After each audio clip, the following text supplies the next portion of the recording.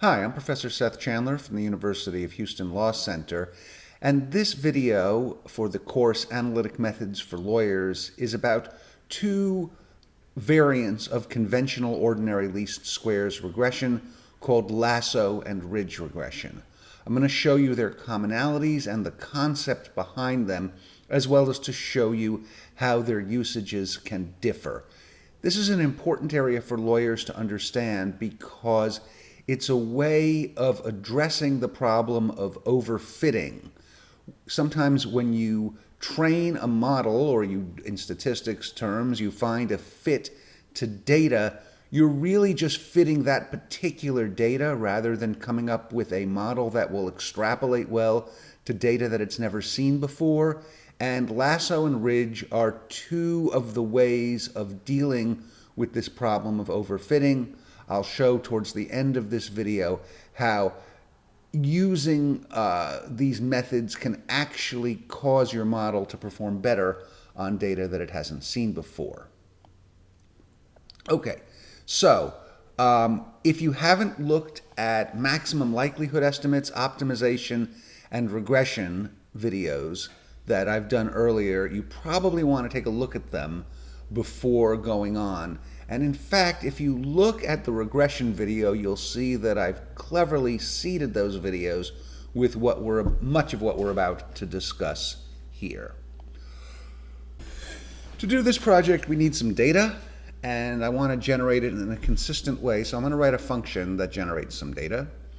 It's going to take a seed to the random number generator so I can get consistent results. We'll have a function that generates the random independent variables that are then standardized so that they have a zero mean and a sample variance of 1. And then I will apply some function to that data and also standardize the results. And then I'll just put the two together. So the details of this shouldn't concern you too much. The idea, though, is I want to have some tight control over the data that I'm generating so that my experiments work in a consistent way. All right, so we stick that into the kernel. Here is the distribution we're going to use to generate our independent variables. Don't worry about what copulas are right now, or perhaps ever. But basically, we're going to have normally distributed variables, and we're going to be creating some random data, but it's going to be centered on the line 2.3x minus 3.5y. All right, so there we go. There's our data, and you can see what our data looks like. Here's the x value, here's the y value. Those are the independent variables, and the vertical is the z-axis, the dependent variable that we've predicted. So basically what we're going to try and do is develop a model of x and y that can predict z. All right, so let's do this. This time I'm going to do it the easy way first. I've been doing it the hard way first and then the easy way. Here I want to do it the easy way first, and you'll see why. All right, so in the regression video and associated notebook, I used a function called linear model fit when I wanted to do regression. For whatever reason, that function does not facilitate regularization like lasso and ridge, but there's an earlier function that Wolfram developed called fit, which does. And so I just want to show you how to do regularization like lasso and ridge, or Tikhonov as it's sometimes called, using the fit command. The form of the fit command is fortunately identical to the linear model fit command. You have your data, you have your basis functions, you have your variables, and I'm going to run that now. This chop thing, basically sometimes due to numerical errors, you'll get something that's like 0.0000001, and really it should be 0, and chop just gets rid of tiny numbers. So let's do that. There's our model. And let's just confirm that it gives the same answer as linear model fit. And we can see that it does. In the linear model fit, you see the 0, whereas here it's eliminated, but it's the same thing. All right, now let's run a slight variant of fit that has an option to it. And the option says use lasso, and this has to do with, there are lots of forms of lasso where you have a specific number that represents the regularization coefficient, and here I'm just going to pick 1.13 for reasons that need not concern you. So let's run it, and we get an answer that if you look at this, this expression, and you compare it to this one, let's see if we can get them both on the screen, you can see that there are some fairly significant differences and that the coefficients here in front of x and y are smaller. I understand right now you may not know exactly what I've done, but just understand that what lasso is doing is it is finding an optimal fit given some penalty of having large coefficients, and therefore in response the coefficients are shrinking. Alternatively, I could use a different option value of ridge to do regularization, and I'll run it, and we'll see yet another value. So in some sense, if all you want to do is standard lasso and ridge regression, it's very easy to do it within the Wolfram language. The difficulty is that you have probably very little idea of what I just did and are probably annoyed and confused. So in a moment, I'm going to discuss what's really going on. Right now, I just want to show you 3 different fits to this data. Here's that data, and I want to show you 3 different fits. The first is an unregularized fit, a straightforward, same thing as if we did linear model fit on it. Then I'll show you the lasso fit, then I'll show you the ridge fit, and hopefully at the end you won't have a fit. All right, so what you can see here is that where the data is, where the fit is close to the data, it looks like most of the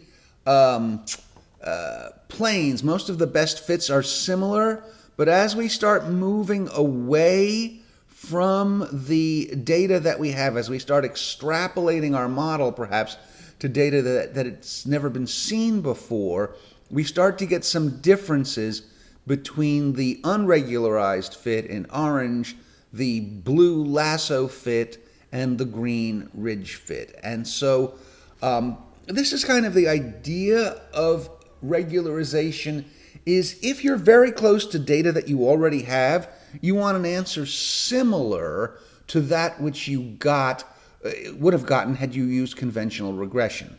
What you want, though, is something that's more robust and doesn't just chase noise when you apply it to data that's outside the range that you've looked at before or sort of distant from any point that you've examined before. So I just showed you how you can use Wolfram language to do ridge regression or lasso regression using the fit command. The problem is that I suspect you didn't understand very well what I was actually doing, and so I do think it's important that you understand what's actually going on behind the scenes in lasso and ridge regression so you can understand whether it was appropriate to use it, what the vulnerabilities might be, and whether there are other regularization methods that might be better applied. But let's go back to our understanding of plain vanilla linear regression. You remember we talked about in a prior video how ordinary least squares minimizing the sum of the squared residuals happened under certain assumptions to give you a maximum likelihood estimate. Now that will not by any means always be the case, but at least with respect to linear regression, if you make certain assumptions about the noise, then it does happen to give a maximum likelihood estimate. So let's go back and look at plain vanilla regression again, and then you'll see how we change that just a little bit to accomplish lasso and ridge. Okay, so what we're really trying to do in our data is to find a plane, which we can think of as ax plus by plus C that minimizes the difference between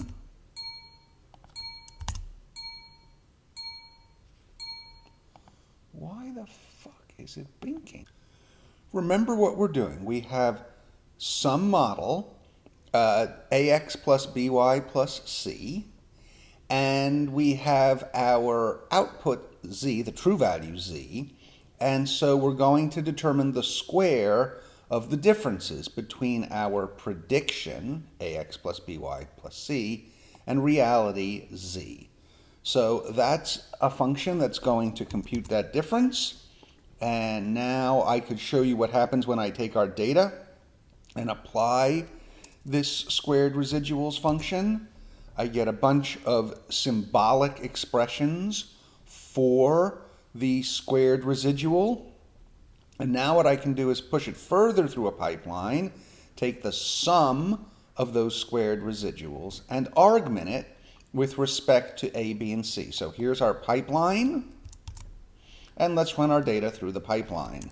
And we end up with a result that A is 0.734, B is negative 1.14, and C is 0. So that's plain vanilla regression. Let's modify that with LASSO.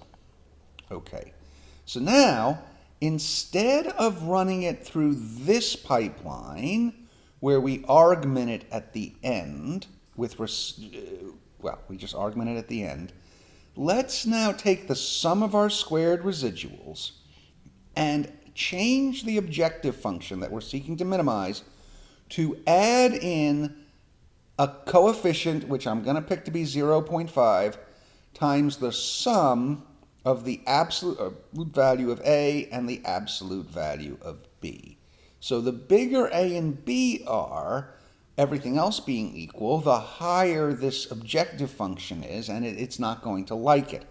So you can see, for example, that if I made this coefficient 3 million, that the argument would likely occur where A was 0 and B was 0. But right now I'm going to set it to be 0.5, and the end of the pipeline is just a chop to get rid of some annoying numerical issues.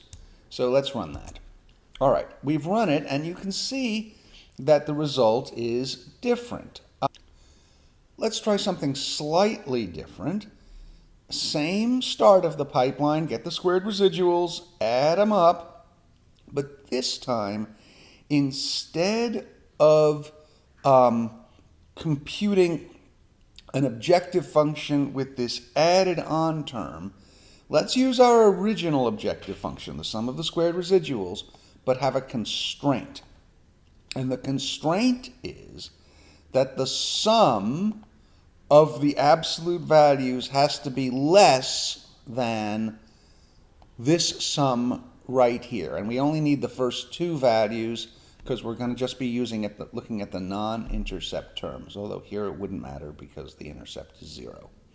All right, so the idea here is we are maximizing the sum of the squared minimizing the sum of the squared residuals, subject to a constraint that the sum of the absolute values of the regression coefficients be less than some number. What is that number? It's the sum of the absolute values of the coefficients that we found here.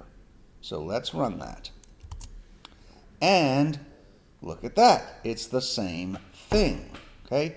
So this is suggesting there might be an equivalence between minimizing the sum of the squared residuals with a little add-on and minimizing the sum of the squared residuals subject to a constraint where we're looking at a similar functional form here. We're looking at the sum of the absolute values.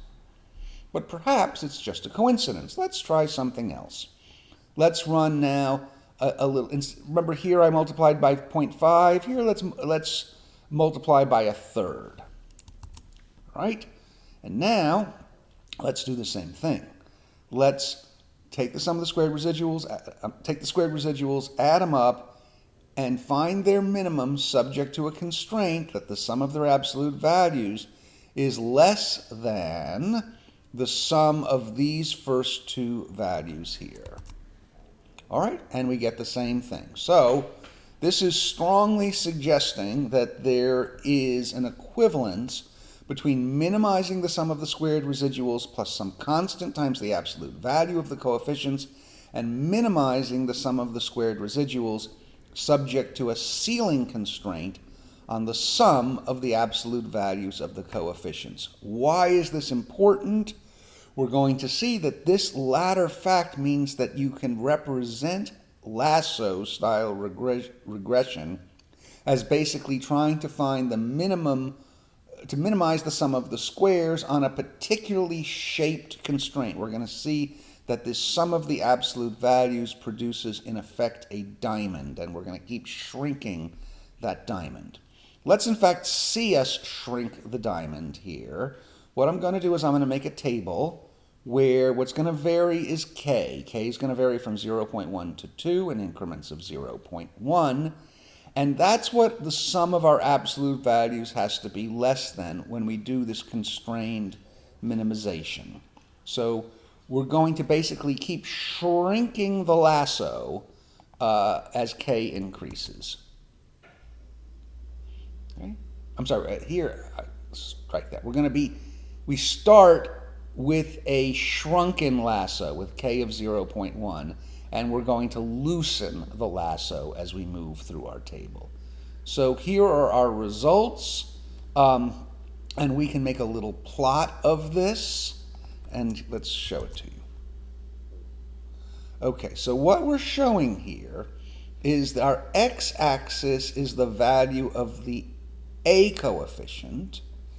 Our y-axis is the value of the B coefficient, and our k value is that constraint. So what we can see is that as here's what happens when we have unconstrained regression, effectively. We've set the lasso so loose that anything goes, basically. But as we shrink the lasso, we see the A coefficient, as it were, making a beeline for 0. Now, once it gets very, very close to 0, what we then start to see is the B coefficient start to shrink. Okay? This is important because what it's showing is that as the constraint gets tighter and tighter, A effectively goes to 0. And if it gets very tight, A really does go to 0.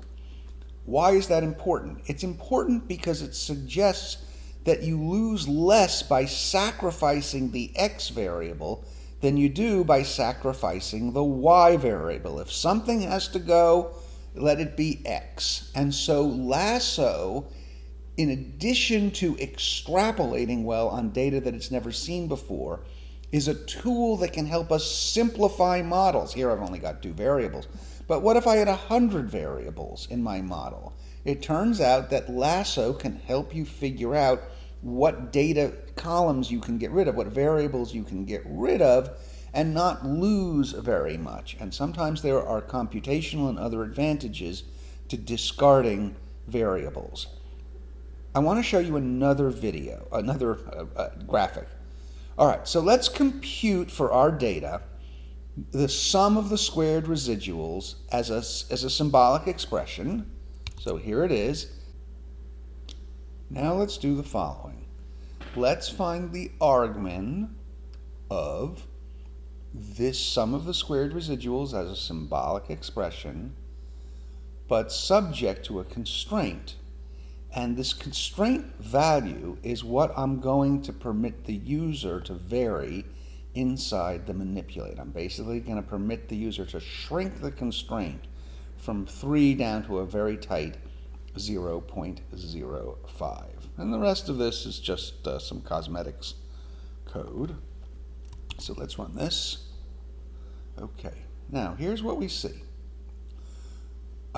We see, first of all, that the constraint is diamond-shaped.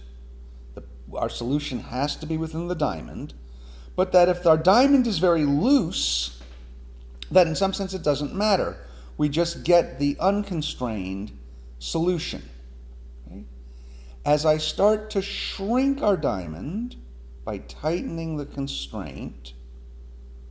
Okay, so far I haven't accomplished anything. I haven't managed to reduce or change the optimal A and B coefficients. But as I start to shrink it, you can see that the constraint, that the optimal values of A and B start to shrink in order to confine themselves to the diamond.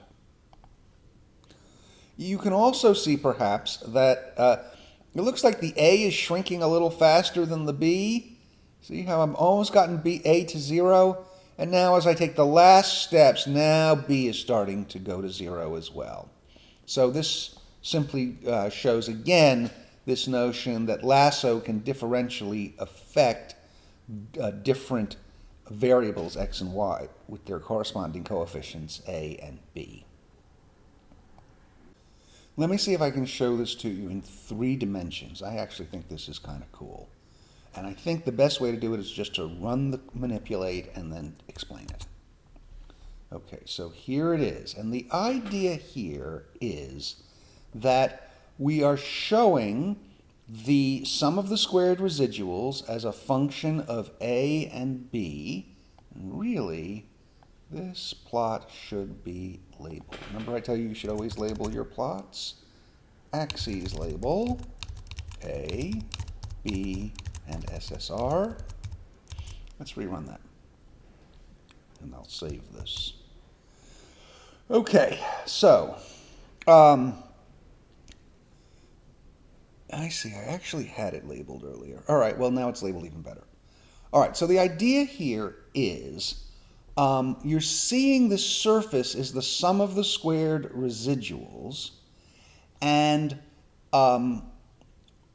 what I can change is I can change the amount of the penalty. That is, this is what I'm multiplying the absolute values, the sum of the absolute values by.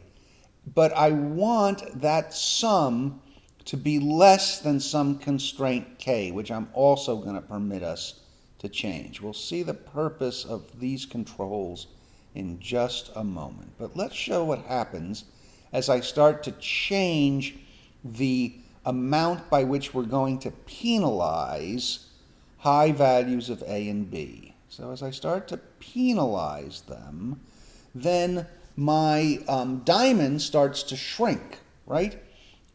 Because now at lower values of A and B, I'm butting up against the constraint. And in fact, if we look at this from on high, you can actually see this. We're now sort of on top of our surface, and you can see what's happening here, I hope, is that as we're changing lambda, the diamond is shrinking. And also I can further shrink our lasso by even shrinking the constraint. And so I hope this helps you understand in a sort of geometric way what is going on with lasso regression. I showed it to you up here in sort of a two-dimensional compressed way. And down here, I'm showing you really, in some sense, the true, although a more complicated picture of it. Let's go back to our default projection, okay? That's lasso. Let's talk ridge, or as it's sometimes called, Tikhonov regularization. It's really very simple. If you understood lasso, you're going to have a great time with ridge regression. Okay, we start with our data. We get the squared residuals. We add them up. And now, instead of argminning the sum of the squared residuals plus some coefficient times the sum of the absolute values, we're going to argmin the sum of the squared residuals plus a coefficient times the sum of the squares of A and B. Now, I know that's a little confusing because we talked about the sum of the squares of the residuals, but we've got two ways in which sum of squares enter in. One is we take the sum of the squared residuals after we use A and B, and then we directly look at A and B and take the sum of their squares. So again, the bigger A and B are in absolute value, the bigger this sum of squares is going to be. So we're penalizing large values of A and B. And I do the chop at the end just to get rid of annoying numerical issues. And so here is our Argmin solution when the coefficient in front of the sum of the squared coefficients is 0.5.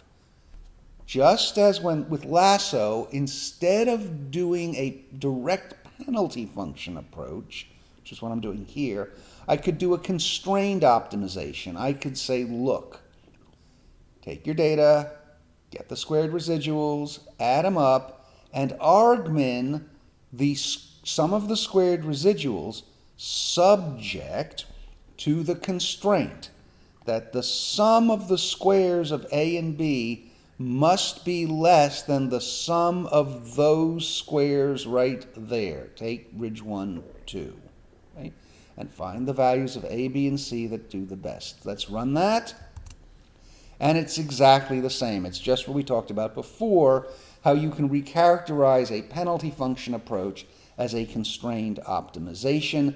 And when you characterize it as a constrained optimization, that means you can understand it geometrically, although it's going to turn out that a ridge regression boundary is not diamond-shaped, it's circular or spherical in higher dimensions, or hyperspherical. Right? So again, maybe that was just a lucky break. Let's see if it's true when the coefficient is 1/3. That's our result from ridge regression. Let's do the constrained optimization. That's the result from constrained optimization. It's the same. And again, that's not a proof, but trust me, it's true. We can do the same thing I did before. I can start to shrink the constraint here. I can require that the sum of the squares of the coefficients be progressively, well, here I'm loosening it as I did before. We start very tight and we loosen up. I run that, I get answers, and now I do that same plot showing how A and B shrink. Here's A, here's B, and here's K. And as I start to shrink K, I start to make that a constraint tougher and tougher, you see that our A and B values start to get smaller and smaller. That is, A heads for 0, and B, which was negative to begin with, starts to get very small as well. You'll notice, though, that there doesn't seem to be that phenomenon where first A shrank and then B shrank. And so ridge regression, unlike lasso, is not particularly useful when it comes as a method of eliminating variables. It's going to tend to shrink all of the coefficients similarly, so it's not as useful in that regard. I can run the same kind of code that I did before, and you can see now, here is the, in fact, let me magnify this. There's I think it's nice to make it a little smaller here. All right, so here's what we're going to do. We're going to shrink our constraint, and what you can see here is that I've also said, here's the problem we're trying to solve, and here's the solution that we're finding. So we've got, again, A on our x-axis, B on our y-axis, and if the constraint is very loose, then it doesn't bind, and it doesn't affect the optimal values of A and B. But as the constraint gets tighter, which is similar to increasing the penalty on the square of the coefficients, still no effect, still no effect, still no effect, still no effect, but now the effect has kicked in, and you can see the solution start to shrink, A and B start to shrink as we tighten the noose on the sum of A squared plus B squared, except that we don't call it a noose in ridge regression, because that sounds like a lasso. And there we go. It's shrunk to basically nothing. Okay? So just as I showed you, this is the two-dimensional representation of ridge regression, we can also do the glorious three-dimensional representation. And here it is, okay? So we have our loose constraint, and as I start to shrink the constraint, at first nothing happens, but then you can kind of see, if you look very closely, that the bottom of the valley starts to move. Let's see if we can see this here. Let me go back, actually. Let's get back to our original level of magnification. Okay, I think that will help. And then I'm also going to look at this from the top in an orthographic perspective. Let's go back here. Okay, so right now it looks to me like the bottom of the valley is about there. Now let's shrink our constraint. And still, the bottom of the valley is inside the disk. Keep shrinking. And now it looks like we're about to have the constraint bite instead of being slack, as it is called. And now you can see that the constraint really is mattering. Like, really, we'd like to be over here, but we can't because that would make the absolutes, the sum of the squares of the coefficients, too big. And so we're being forced to modify our optimal values of A and B to respond to the sum of squared constraints. Instead of increasing K, we could have a somewhat similar result. Well, that's kind of interesting. Let's go back to our original projection, though.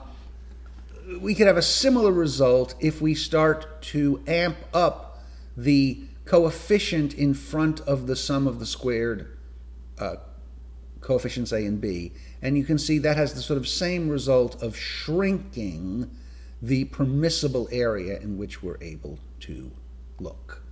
So that, in a nutshell, is ridge regression. And as you can see, if you understand lasso, I really think you're going to do a great job understanding ridge, and vice versa, and inversely. So how do you know which to use? Well, for the wishy-washy, there's elastic net. And the idea of elastic net is you use both. You have some coefficient lambda 1 in front of the sum of the absolute values of the regression coefficients, and you have another coefficient lambda 2 in front of the squares of the regression coefficient. And so you just combine the two.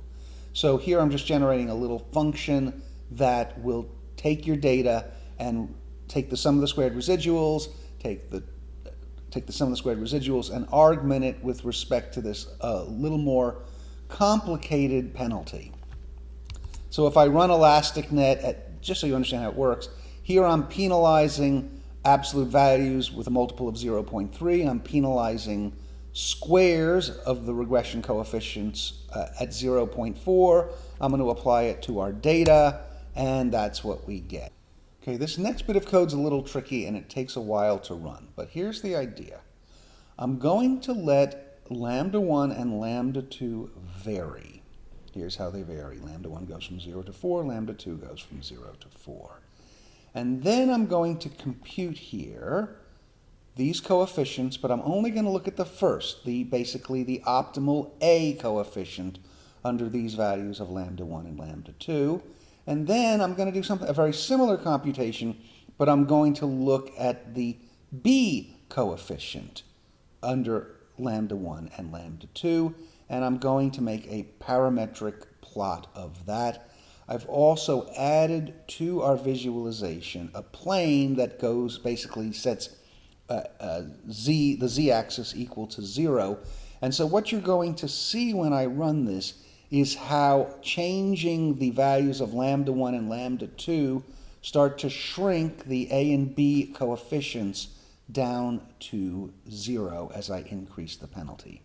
This code does take a while to run, and so I'm going to use some time compression here. So I'm first going to evaluate. I'm actually going to shut the video off, and then I'll resume it once it's computed its answer. All right, so I wasn't counting, but I'm going to guess that took about a minute on my laptop. And so here you can see A start to shrink as lambda 1 grows. It also shrinks as lambda 2 grows, and at some point it gets very close to our green plane 0, and you can see the same thing happening with the B coefficient. Here I've made another manipulate that basically it's somewhat complicated, but you can see, let's just run this, you'll see what our constraint looks like in 3 dimensions with elastic net, and you can see how the shape of the constraint. Let's get us from top orthographically. You can see how the shape changes. It's sort of, now we're making it more diamond-like because lambda 1 is dominating. But I could also make it more circle-like if lambda 2 is dominating. So that's a visualization of elastic net. I hope you now understand the mechanics of lasso, ridge, and elastic net. But what's the problem they're trying to solve? They're trying to solve a problem that is very serious with traditional regression. It has a couple of names: overfitting, chasing noise, high variance. The problem is that if you take an unregularized fit, if you don't use these techniques, and you take your model and you apply it to new data, even if that data is drawn from the same underlying model as your original data, it may not fit very well. And it's very important for lawyers to recognize this point. This is one of the reasons I stress this in my class. People often take regressions based on training data. They come up with a model and they use it to make predictions on new data. In fact, that was their whole point. But what it turns out is that this procedure of unregularized fitting is likely to make larger prediction errors than alternative forms of regression, like lasso and ridge. I want to simulate the problem now. Okay, let me see if I can explain the idea. What I'm about to do is generate a lot of lasso models. And the only thing that's going to be different between them is that the penalty is going to vary from 0, in which case it's just like plain vanilla regression, up to 0.5 in increments of 0.02.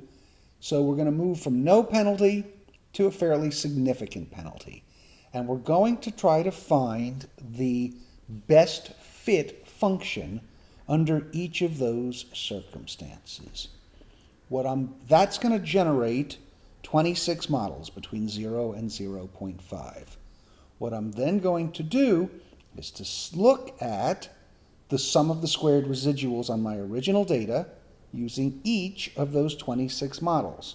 What we're going to see is that actually using a 0 penalty, using plain vanilla regression, works best if all you're doing is trying to fit the existing data. But then what I'm going to do is I'm going to generate new data. It's data that's going to come from exactly the same process that generated our original data.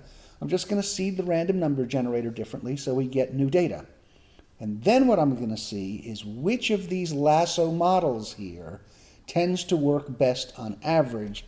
And there, what you're going to see is it's not going to be plain vanilla regression with a 0 penalty.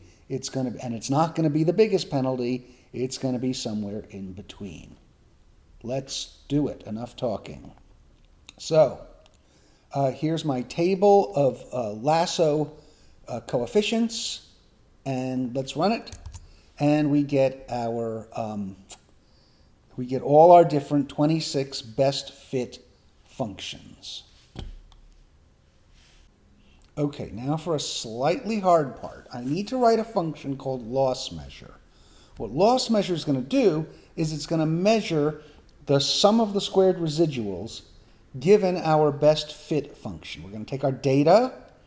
This is just going to tell it to do sum of the squares, so it's going to be a power total thing, but we could use other kinds of functions as well. And we're going to take our best fit here, f, and we're then going to take the sum of the squares of what happens when we apply our model, our best fit to the data, subtract from that the true value, which is always in the last column, and that's what loss measure does. So let's get that into the kernel. And now, let's map loss measure. Our data stays the same. Our power total, get the sum of the squares, stays the same. But our best fit is going to vary.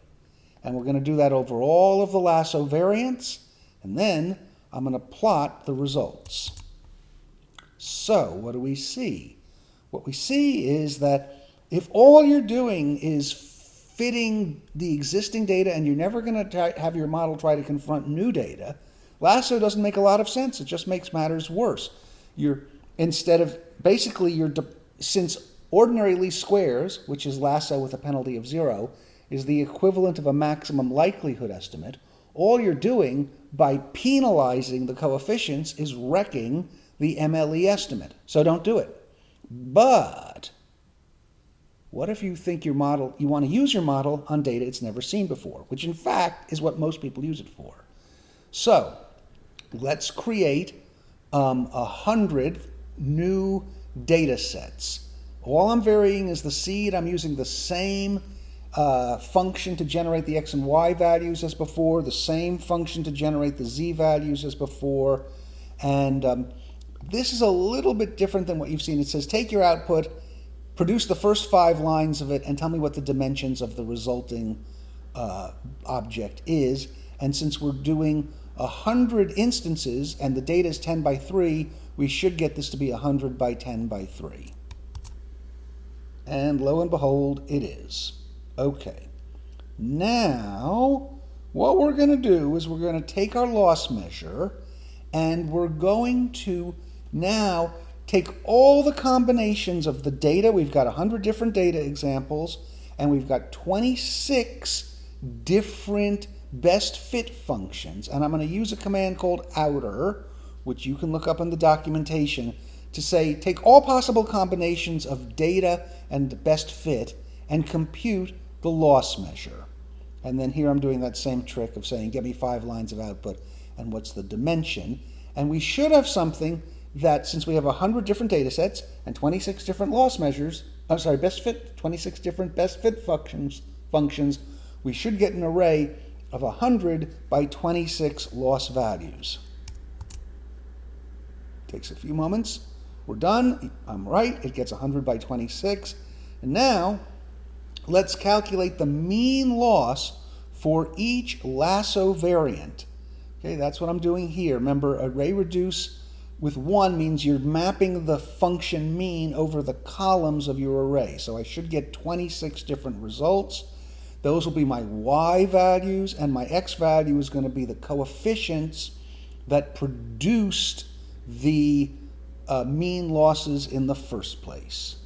All right, so we do this, and I would say this is the key result of this video. What you see is that when you're confronting new data, it's not a good idea to set the lasso coefficient to 0, and it's not a good idea to make it huge either, because then, yes, you're preventing overfitting, but you're also basically preventing fitting. And so you want to compromise it, and it turns out there's some intermediate value that results in the best fit. Okay? So, lasso is a very useful technique for when you intend to apply your model to new data. Ridge, it's the same thing. I'm just going to do this in one line of code, or one big line of code, and it should take a moment, and you're going to see chunk. Same thing, really. We do a little better by having a positive penalty on the sum of the squared coefficients than we do either at having no penalty or at having a huge penalty. And so, once again, Goldilocks prevails.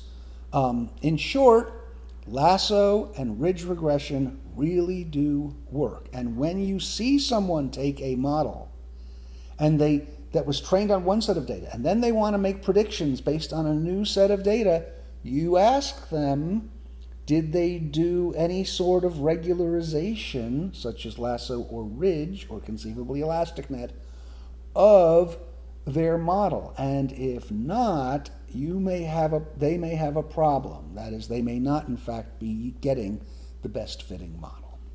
So what's the conclusion? The conclusion is that lasso and ridge regression are really cool. Hope you enjoyed the video. The exercises will take you through this and also let you do a little bit more experimentation on the utility of lasso and ridge.